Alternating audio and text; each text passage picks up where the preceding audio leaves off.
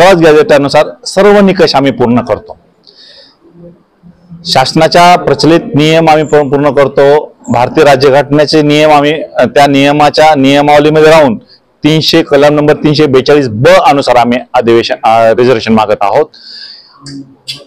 हैदराबाद गॅझेटमध्ये स्पष्ट उल्लेख आहे की बंजारा हे ट्राइब्स आहेत, हे ॲबोरिजिनल ट्राइब्स आहेत, मूळ निवासी आहेत, खूप दिवसापासून इथे राहतात, त्याच्यामुळे ते ट्राइब्स आहेत। त्याचबरोबर त्यांचं दुसरं असं म्हणणं आहे की बंजारा आणि गौंड समाज हे शैक्षणिक दृष्ट्या सगळ्या ज्या आदिवासी जमाती आम्ही अभ्यासल्या त्यामधल्या ह्या 2 जमाती शैक्षणिक दृष्ट्या अति मागास आहेत। त्यामुळं 78 वर्षापासून चाललेला आमचा लढा हा पूर्ण करावा शासनाने, ही आमची मागणी आहे। आणि ह्या समाजाला एसटी आरक्षण देण्यात यावा, संवैधानिक मागणी करतो। आणि आम्ही त्या शासनाच्या सर्व नियम अटी, ह्या प्रचलित अटी प्रचलित नियम आम्ही चौकटीमध्ये बसूनच मागणी करतोय।